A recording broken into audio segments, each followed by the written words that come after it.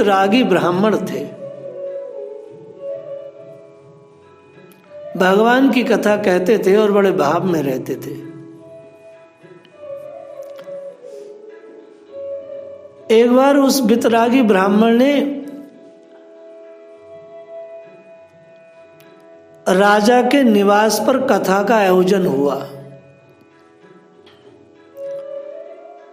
कथा 1 महीने चली। ब्राह्मण बहुत ही वितरागी थे, आयचित वृत्ति में थे। राजा के कान में ये बात बार बार लोग कहते थे नगर के कि महाराज बहुत ही वितरागी महापुरुष हैं ये। तो राजा ने मन में विचार किया कि ऐसे तो मैं भेंट नहीं दूंगा, पहले पंडित जी को पहचानूंगा कि हैं भी कि नहीं है। 1 महीने की कथा होने के बाद राजा ने 2 चांदी के रुपए चढ़ाए और हाथ जोड़ लिए।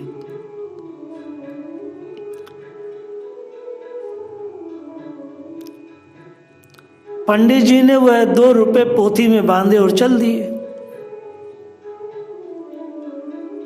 और राजा ने देखा वास्तव में पंडित जी का मन में तनिक विषाद ना आवा, कोई विषाद नहीं आया है। नहीं तो कथावाचक को यदि दक्षिणा कम मिले तो उन्हें बड़ा दुख होता है।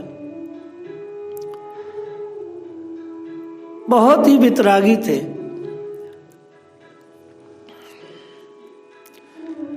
उसी नगर में एक और भी पंडित थे, वह भी कथा कहते थे। वह भी बहुत ही रसीली और बहुत ही भावपूर्ण कथा कहते थे। और जब अपने श्रीमुख से कथा कहते तो प्रेम में विह्वल होकर के प्रेम के आंसू बहाते। परंतु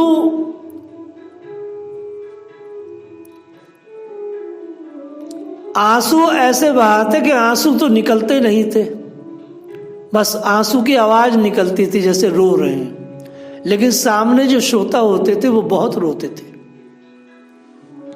कोई कोई नकली रोते हैं ना, जैसे आपने और रामलीला के मंचन में देखा होगा, हाय ऐसे करके रोते और आंसू निकलता नहीं है, मगर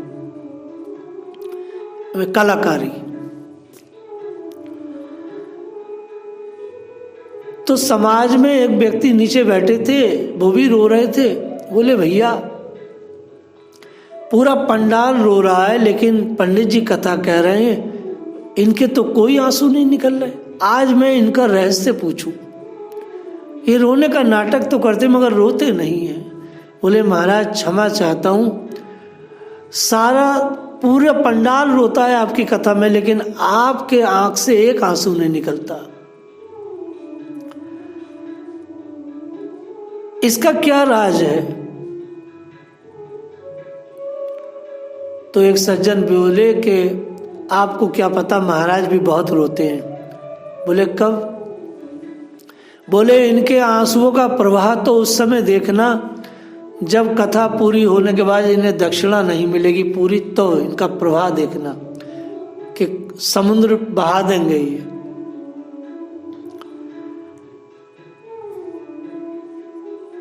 ब्राह्मण को संतोषी होना चाहिए, वो विशेषकर जो कथा व्यवसाय में लगे हैं उन्हें तो बहुत ज़्यादा। लेकिन प्रायः देखा जाता है कि आज का कथाकार बहुत इस मामले में पतित है।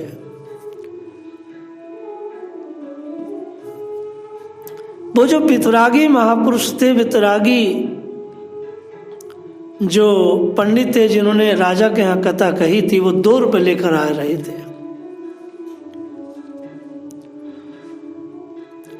सामने से उस नगर का बहुत ही बड़ा व्यापारी आ रहा था। उनको पता था महाराज वहां से कथा कह के आ रहे हैं तो इनके पास स्वर्ण और चांदी होगी।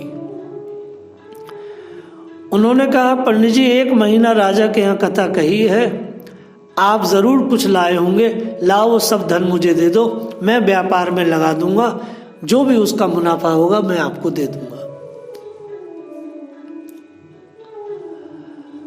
अब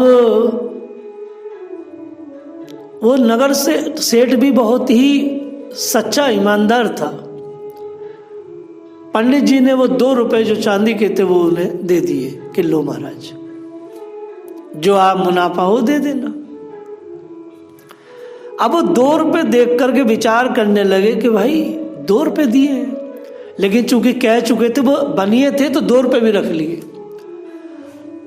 जाकर सुदूर देश में खूब व्यापार किया। अब 2 रुपए में क्या करें, उन वचन से बंध गए थे कि इसका जो मुनाफा होगा उन्हें देंगे।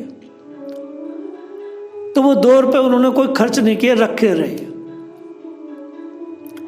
विदेश में खूब व्यापार किया। व्यापार करने के बाद जब अपने घर लौट रहे थे तो रास्ते में उनका जहाज एक समुद्री टापू के पास रुका। वहां उन्होंने बिल्ली के 2 बड़े तेज तलब अद्भुत अनोखे बच्चे देखे। पूछने पर पता चला 2 रुपए के हैं, तो वो पंडित जी वाले 2 रुपए के वो दोनों बच्चे बिल्ली के खरीद के उन्होंने पिंजड़े में रख लिए। संयोगवश वहीं राजा समुद्र तट पर एक बहुत बड़ा अनुष्ठान कर रहे थे। कौन से वाले राजा? जिन्होंने कथा का आयोजन कराया था। वैश्य को पता चला तो अपने मित्र राजा से मिलने गए। देखा तो राजा बड़े उदास बैठे हैं।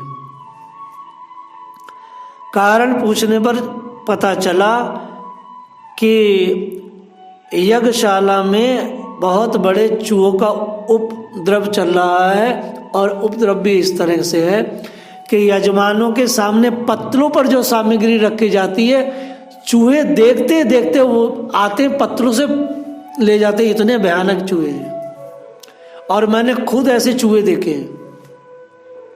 मैं एक बार अपनी नानी के था तो मैं वहाँ, नानी बोली अरे यहाँ खड़े हो जा, चूहे हैं, इसकी रोटी ले जाएंगे छीन के। चूहे ले जाएंगे? चूहे होते हैं ऐसे ऐसे, बच्चों के थाली से लेके चले जाते हैं, लड्डू लड़ुआ पूरी सब। हाँ, गांव के देहातों के चूहे ऐसे होते हैं। तब ब्राह्मणों को भोजन तक नहीं करने देते, पत्रों से परसा परसाया सामान उठाकर देखते देखते भाग जाते हैं चूहे।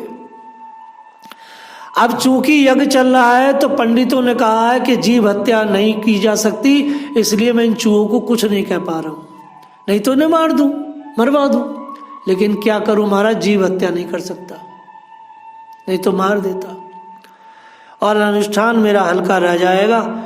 मुझे कुछ उपाय नहीं सूझ रहा है। वैश्य ने कहा महाराज इसका उपाय तो मेरे पास है, मैं अभी दिए देता हूं। आवाज लो, अभी इंतजाम करता हूं। वो जो 2 बिल्ली के बच्चे थे बड़े तेज तलब, बड़े तेज थे, वो थे बड़े गजब के, वो उन्होंने निकाल के दे दिए। अब जैसे ही वो वहां पर उन्होंने एक बार मियाऊ की, वो सारे चूहे भाग गए और बिल्ली के बच्चे आनंद ले में। महाराज का अनुष्ठान पूरा हुआ। महाराज ने वैश्य को 2000 रुपए दिए कि भैया ये बिल्ली के बच्चे तो लाखों के हैं, लेकिन मित्र लो 2000। अब वो 2 रुपए के 2000 रुपए लेके जब चले तो आगे पंडित जी आ रहे थे कि आ गए भाई साहब के यहाँ आ गए कि क्या लाए, कि ये 2000 रुपए तुम्हारे 2 रुपए से हुए। पूरा किस्सा सुनाया। वो 2000 रुपये लेकर के वो है पंडित जी अपने घर आए और आकर के उन्होंने बहुत बड़ा भंडारा किया, बहुत भंडारा। उधर राजा यज्ञानुष्ठान पूर्ण कर पंडित जी को पता लगाने के लिए कि उनके घर गए। देखा वहां तो खूब जय घोष पूर्वक महात्माओं की पंक्ति हो रही है। पूछा पंडित जी बड़ी धूमधाम है, क्या बात है? पंडित जी ने समस्त वृत्तांत कह सुनाया। सुनकर राजा लज्जित हुआ, चरण पकड़कर 5000 रुपया दिया। सचमुच संतोषी विपर सदा सुखी। जो संतोषी है वो बहुत ज्यादा सुखी है।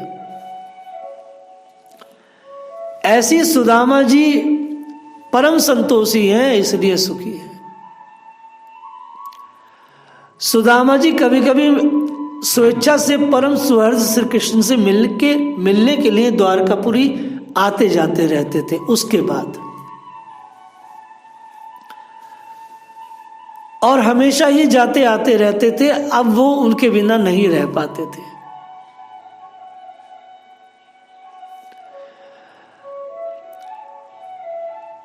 एक बार की बात, ये अपने सखा कृष्ण से मिलने द्वारका गए। दोनों मित्र स्नानार्थ सरोवर पर जा रहे थे। मार्ग में सुदामा जी ने कहा, भैया, लाला रे कन्हैया, मैं तेरी माया देखना चाहूं।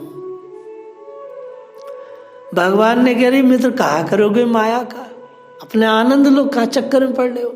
बोले, ना लाला, मैं सब कहे माया, तो मैं तेरी माया देखना चाहूं। भगवान ने कहा, चलो ठीक है, दिखा देंगे कभी, अब चलो पहले स्नान करते हैं। श्री कृष्ण ने कहा, चलो स्नान करते हैं। जब स्नान करने के लिए सरोवर में गए तो सुदामा जी दोनों ने जब डुबकी लगाई, सुदामा जी ने जैसी डुबकी लगाई, डुबकी लगाते क्या देखा कि एक बड़ा विशाल नगर है, और स्नान करके जैसे बाहर आए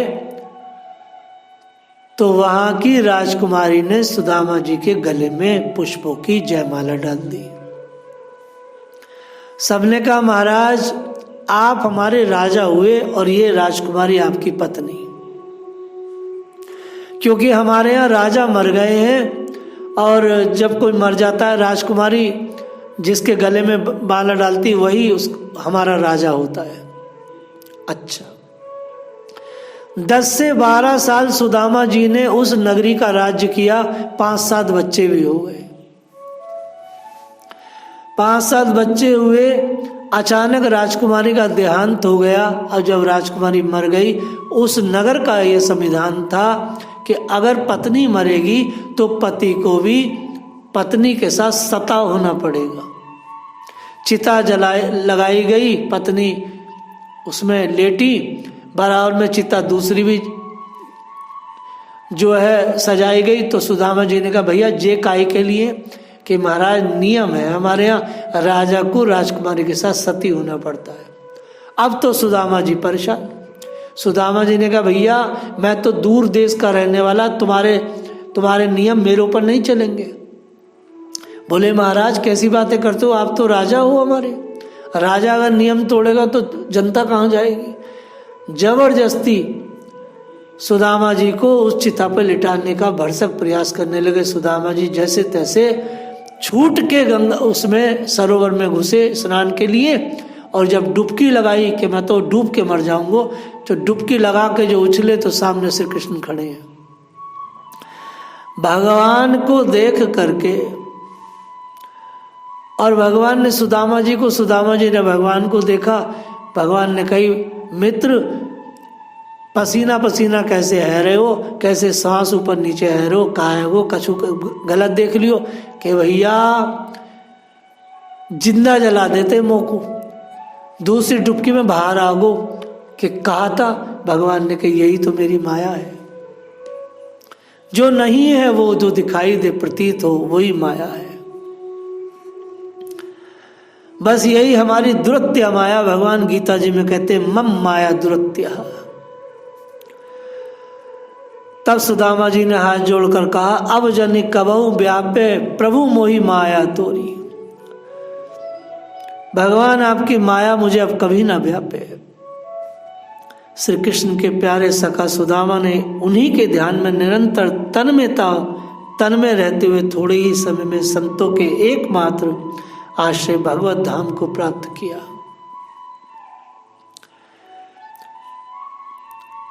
प्रारब्ध और कर्म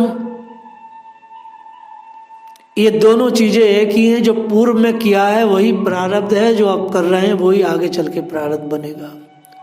जो वर्तमान का कर्म है वो कल का प्रारब्ध है, और जो आज का प्रारब्ध है वो पूर्व का कर्म है। जो बहुत ही प्रमादी लोग हैं, आलसी लोग हैं, कमजोर लोग हैं, कायर लोग हैं, हतभागे हैं, बुद्धिहीन हैं, अहंकारी हैं, बस वो ही प्रारब्ध भोगते हैं। अन्यथा कोई व्यक्ति प्रारब्ध नहीं भोगना चाहता। मनुष्य अहंकार के कारण ही प्रारब्ध की चादर में रहता है। मनुष्य अहंकार के बल से ही प्रारब्ध में जाता है। श्री सुदामा जी ने भगवान को अपनाया, उनके जन्म के लिए लिखा था 7 जन्मों तक उन्हें श्री नहीं मिलेगी, अर्थात धन नहीं मिलेगा। एक ही जन्म में प्रारब्ध को मेट दिया श्री कृष्ण की नौका में चढ़ के। नौका माने उनके नाम के सहारे से। चिंता तो हरि नाम की, दूजा दुख अपार, कबीरदास जी ने गाया है। तो सुदामा का जो चरित्र है वो प्रारब्ध को मेटने की भावना को प्रेषित करता है छाती में। मैं हमेशा सुदामा जी के चरित्र को प्रारब्ध और कर्म पर कोट करता हूं। 300 साल हो गए मैं सुदामा जी के चरित्र को इसी तरह कोट करता हूं। मार्कंडेय ऋषि ने भक्ति की नाव में बैठकर के अपने प्रारब्ध को मेट दिया।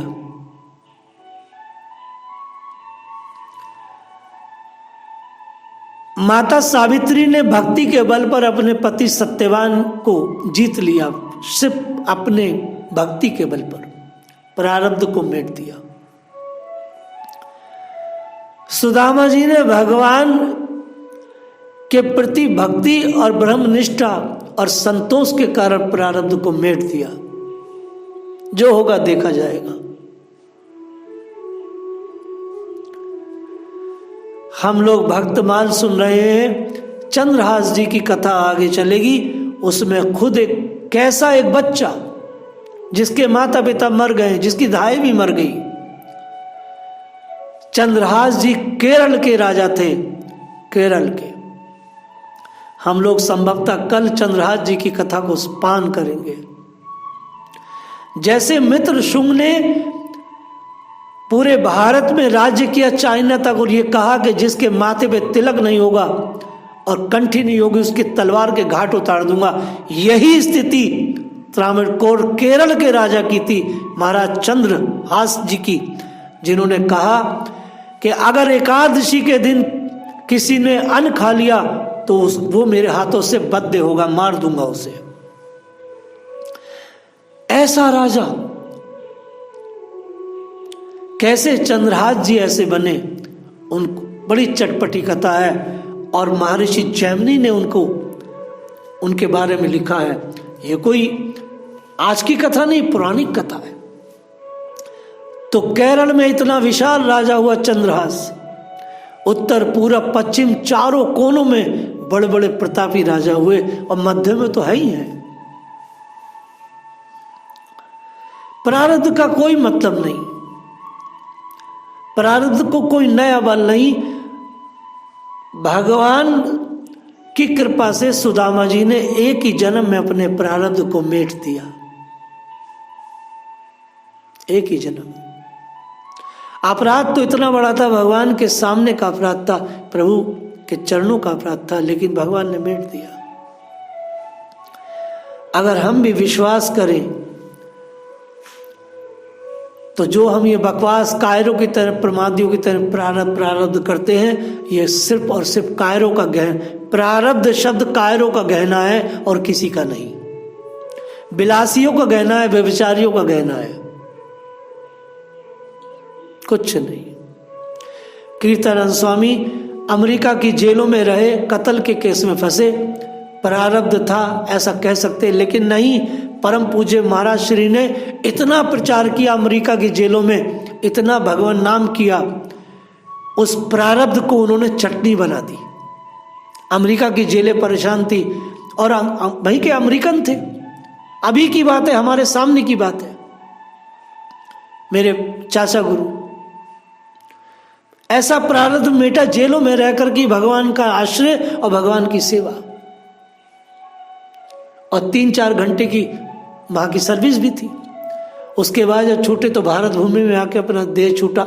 ये है प्रारब्ध, चटनी बना दी प्रारब्ध की। हाय हाय नहीं किया। अगर किसी महापुरुष को जेल मिली है तो भजन के लिए मिली है, भजन करता है। और अगर बुरा आदमी है तो ना यहां भजन करेगा ना वहां करेगा। प्रारब्ध मानोगे तो भोगना पड़ेगा, प्रारब्ध अगर नहीं मानोगे तो नहीं भोगना पड़ेगा। अगर ये मान लिया जाए, अरे हम बीमार पड़ेंगे ही क्यों? हमने तो भगवान और गुरु का आश्रय ले लिया है, तो अब शरीर से क्या मतलब? वो शरीर चलता फिरता उड़ता हुआ चला जाएगा। हम तो अपना उदाहरण समझते हैं। सुदामा जी का चरित्र यही बताता है कि ब्रह्म निष्ठा से अगर भजन बनाया जाए तो प्रारब्ध कुछ नहीं कर सकता। भगवान को उसे तोड़ना पड़ता है, काटना पड़ता है। भगवान ने कहा भी है, जो पूरी तरह मुझे समर्पित है, फिर मैं उसकी फाइल नहीं देखता, फिर उसका कुछ नहीं देखता, फिर उसका भाव देखता हूं, उसकी भक्ति देखता हूं। सुदामा जी का चरित्र लोग गाते हैं तो उसमें मजाक करते हैं, जाने क्या क्या उसमें नौटंकी करते हैं। सुदामा जी का चरित्र ऐसा नहीं है। सुदामा जी के चरित्र से भक्तों को सीखना चाहिए ऐसी ब्रह्मनिष्ठा, ऐसी धर्मनिष्ठा, ऐसा संतोष। जब आवे संतोष धन, सब धन भूरि समान। रसखान जी ने गाया है, अगर आप संतोष कृष्ण नाम में हो जाएगा तो प्रारब्ध कुछ नहीं करेगा। जय श्री राधे।